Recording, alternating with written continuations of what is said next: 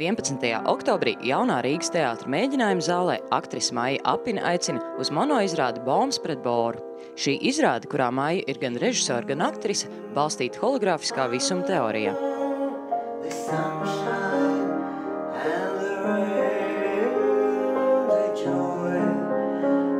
Izrādes pamatā ir nevis lūga, nevis dramaturģija, bet gan mana sajūsma par tā sauktā hologrāfiskā visuma teoriju. Droši vien, ka daudzi jau to zina, jo ir iznākusi brīnišķīga grāmata Maikla Talbota. Tā nav vienīgā teorija, kas pieder tā sauktajai holistiskajai zinātnē. Vispār holistisks pasaules uzskats ir tāds uzskats, ka daļu nevar aplūkot atrauti no veseluma, ka vispār kaut ko secināt un saprast ir tikai tad, ja šo daļu apskata viņas saistībā ar vienoto veselumu, kas neapšaubām ir viss kosmos vai visums, vai kā lai mēs to nosaukt.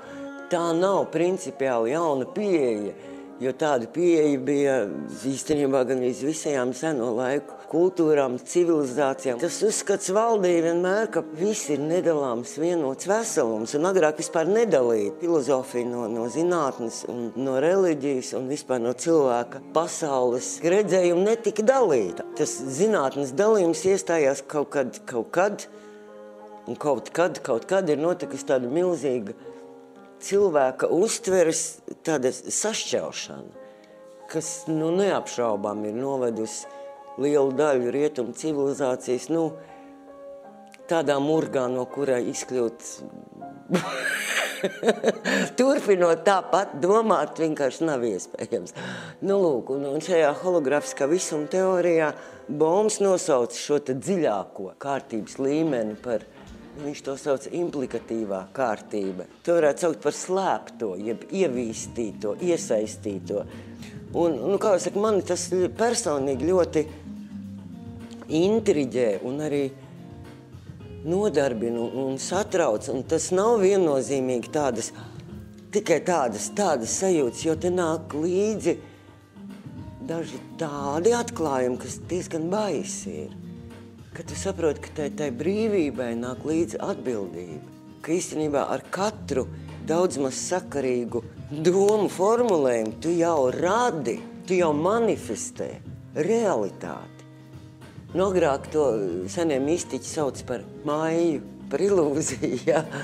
Un tam ir simtiem visdažādāko interpretāciju. Saprast pats par sevi ar prātu to nevar saprast, jo prāts ir tā mašīna, kas traucē to saprast, ja? Tādas lietas, kas te strādā kā ticība, uzmanība.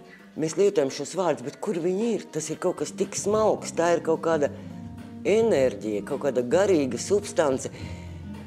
Un mēs esam liecinieki, kā viņi strādā, bet mēs nevaram viņu noķert ne rokā, ne pat sevi. Kā lai saka, tas ir tik plašs un pilnīgi maģisks, es teiktu, tāds lauks, kas paverās, ka man gribas ar to dalīties, jo mēs no tā nevaram izvairīties. Un es vienkārši gribu pastāstīt skatītājiem, kā es esmu ar to saskārusies un saskaros vēl joprojām. Un man ir ļoti daudz palikuši gaisā neatbildēti jautājumi.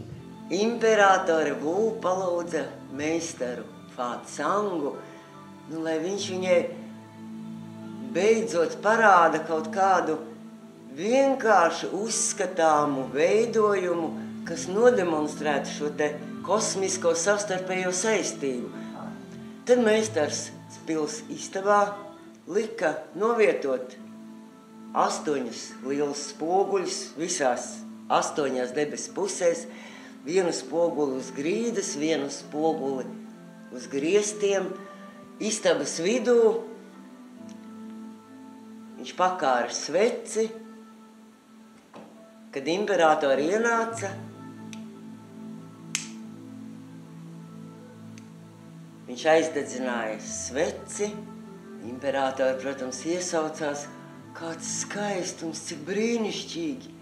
Redziet, jūs majestāti, teica Fācangs. Tas ir viena attiecības ar daudzajiem.